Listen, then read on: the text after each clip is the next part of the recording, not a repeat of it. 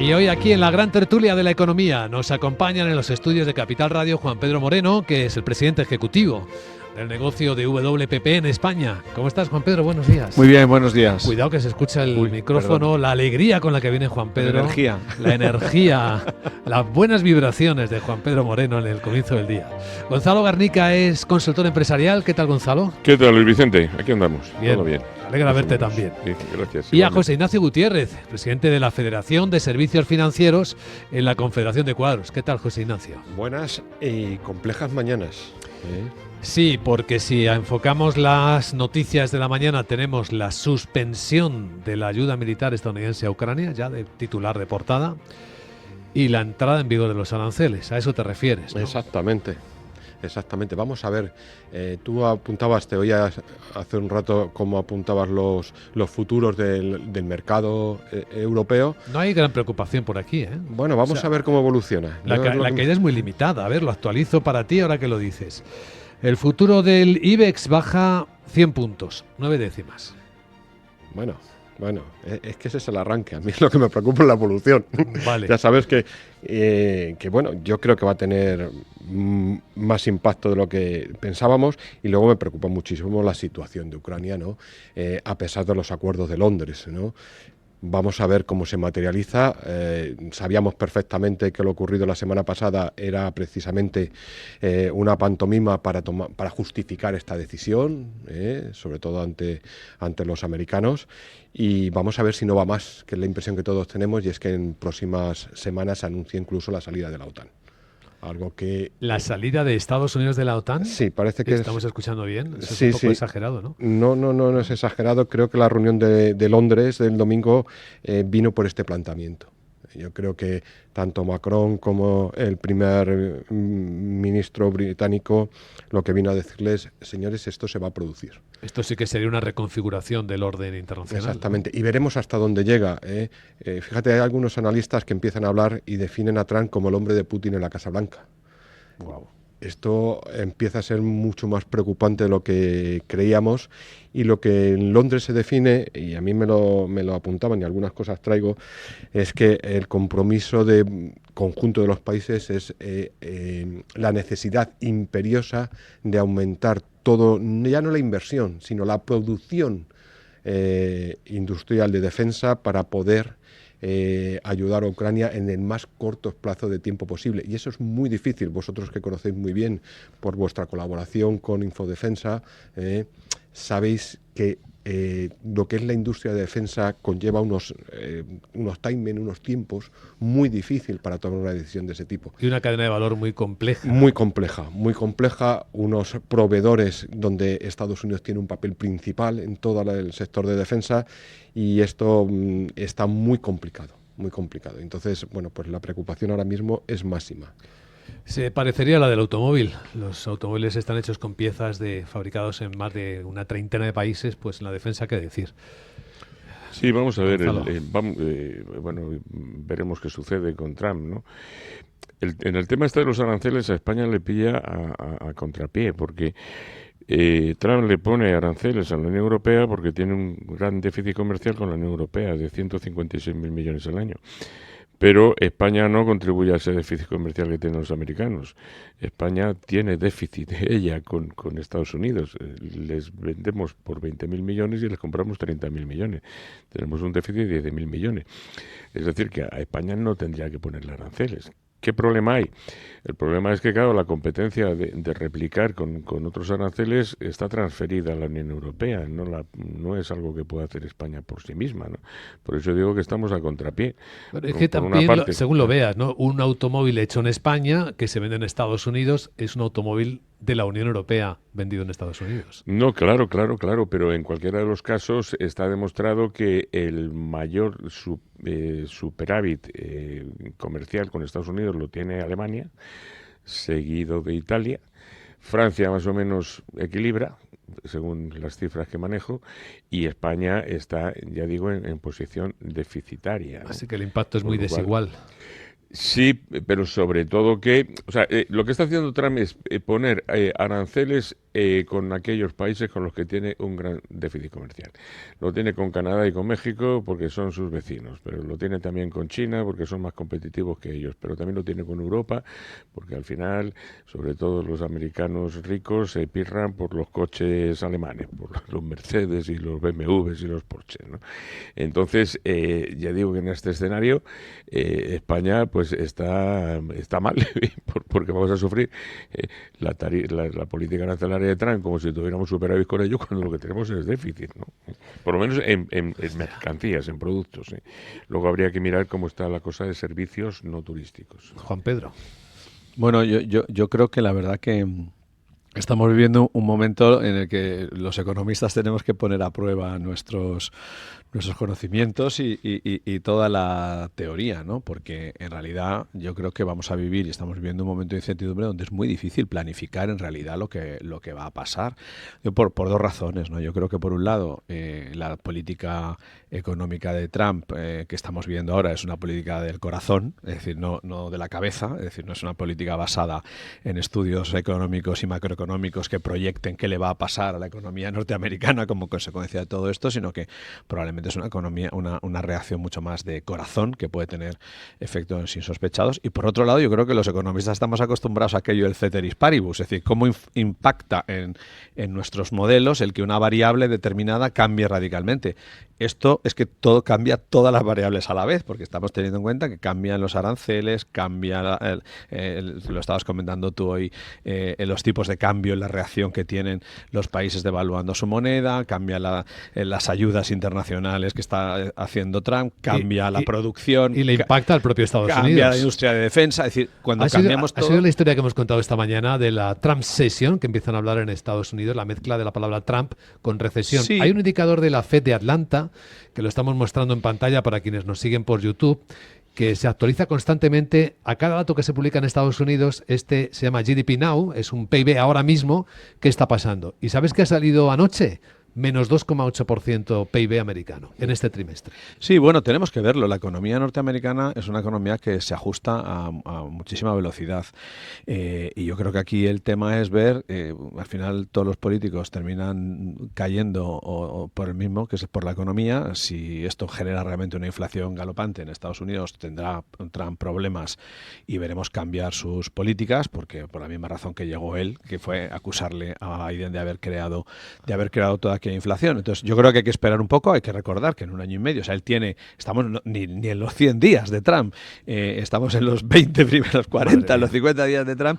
Veamos, dentro de un año y medio está el midterm, que es un contrapoder muy grande para los Estados Unidos. Es decir, yo creo que hay que verlo. Yo lo que estoy pensando, lo que sí que veo que es ineludible, es esta teoría que creó el economista Dani Rodrik, que por cierto es premio Princesa de Asturias, que ha hablado del famoso trilema de las naciones, ¿no? Donde yo creo que lo que estamos viendo ahora es que ese trilema, que básicamente lo que dice es que hay tres modelos de sociedad, uno en el que las empresas manejan al Estado en democracia para conseguir sus objetivos, que es lo que está haciendo Trump básicamente, poner la economía global y las empresas por delante del Estado.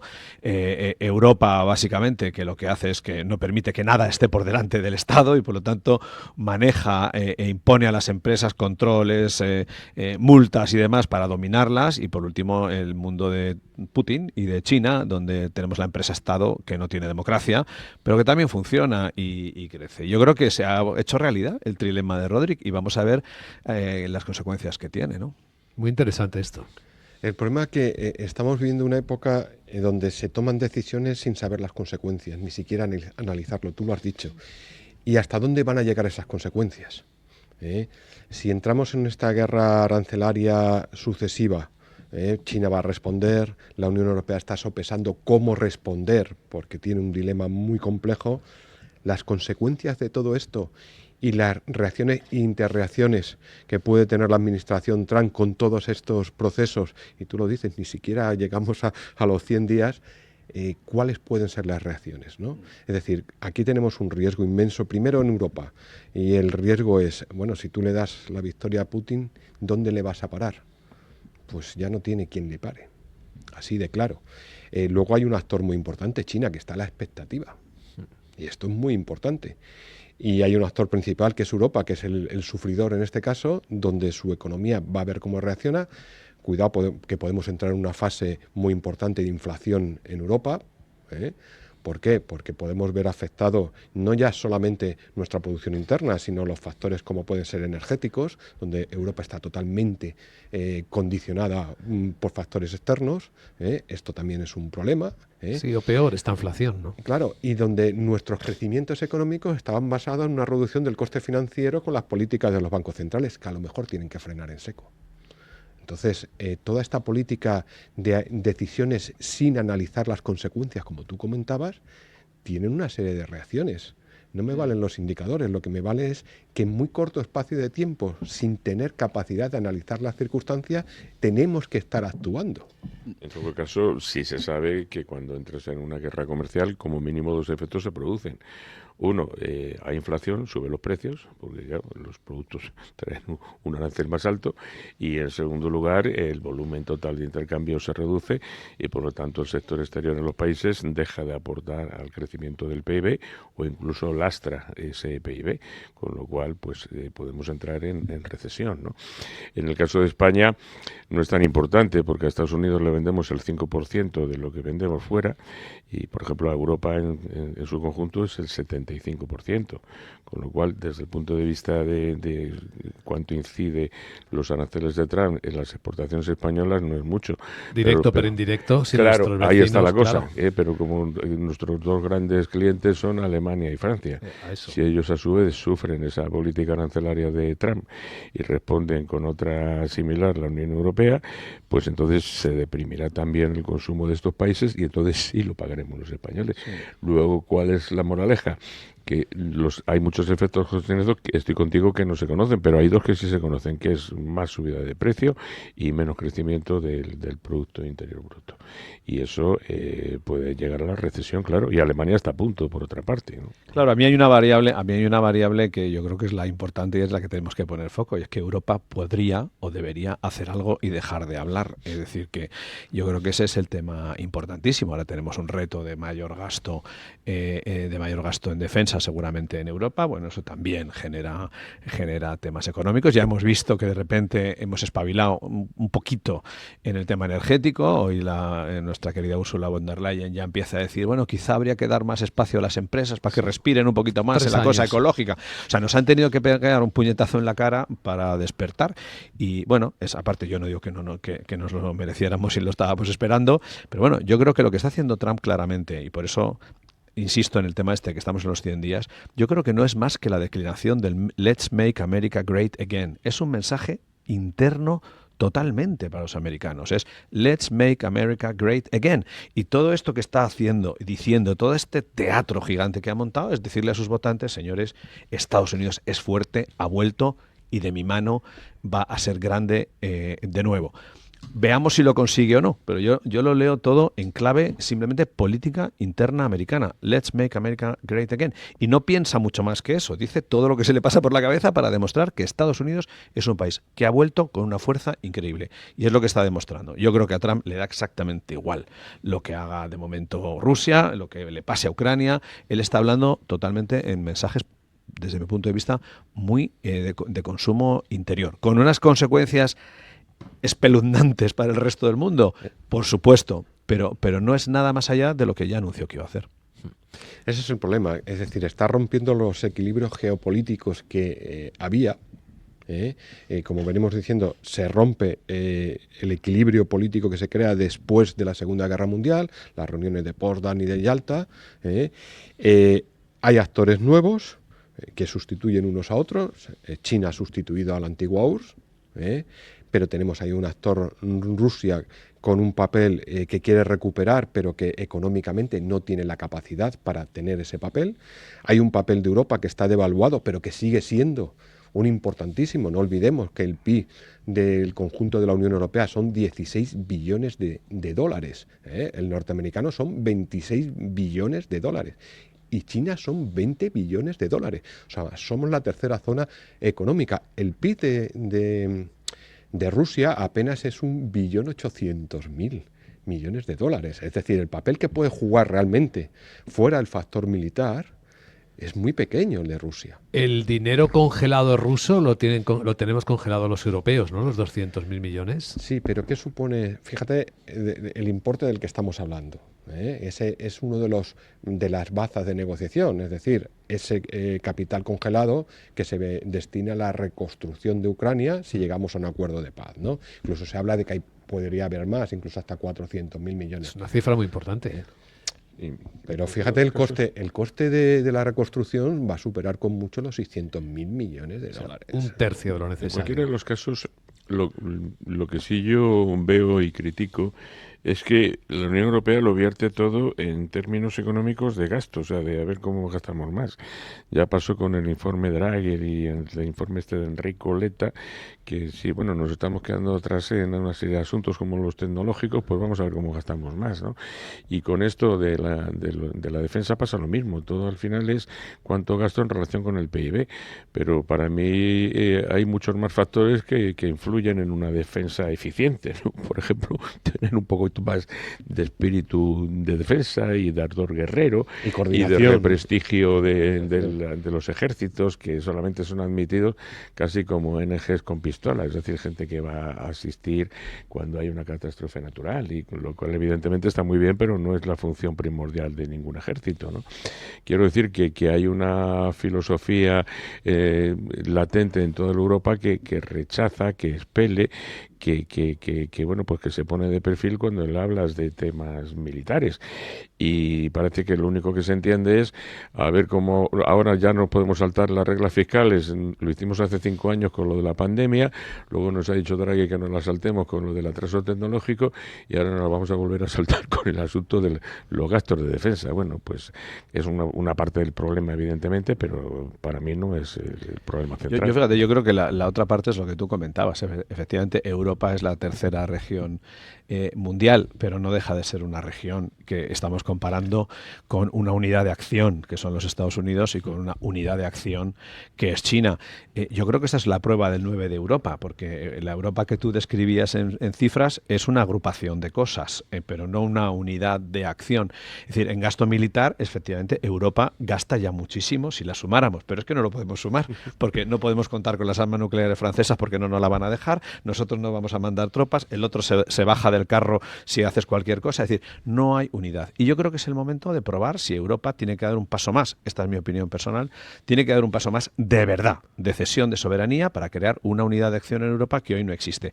A costa, a lo mejor, de que sea una Europa más pequeña. Es decir, aquí yo la verdad que me llevo las manos a la cabeza cuando en esta situación oigo a Ursula von der Leyen hablando de a ver si ampliamos la Unión Europea. Pues si lo que hay que hacer es reducirla, señora. O sea, lo que hay que hacer es esto quizá que vuelva al origen. Es decir, los 5 países fuertes que se pongan de acuerdo, pues que se cree su mini OTAN europea, su mini integración europea, la unidad fiscal, que mientras no ocurra esto no va a ser un mercado único ni mucho menos, y de verdad dar pasos hacia adelante para construir esa tercera región con unidad de acción. Hoy no la tiene y lo estamos viendo todos los días. Y tú lo decías antes, ¿no? ¿Cuál es el espíritu europeo de defensa? Que cuando se han peleado los otros en la casa, en el despacho Oval, la respuesta nuestra ha sido: ánimo, Zelensky, estamos contigo.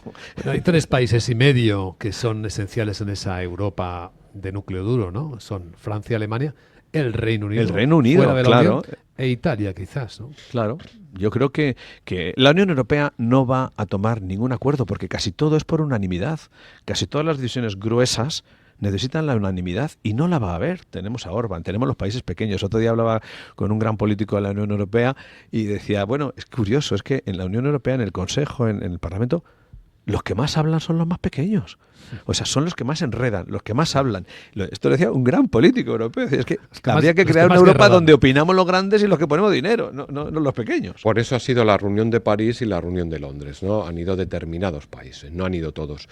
Ahora mismo ese es el planteamiento que estamos tomando. Fíjate, en datos militares, el presupuesto de la Unión Europea para este 2025 son 286.000 millones de dólares de presupuesto de defensa. Y yo lo he dicho muchas veces, el presupuesto ruso son 86.000 millones de dólares. Y es el 10% de su PIB. Y el presupuesto chino son 325.000, 330.000, porque los va ampliando.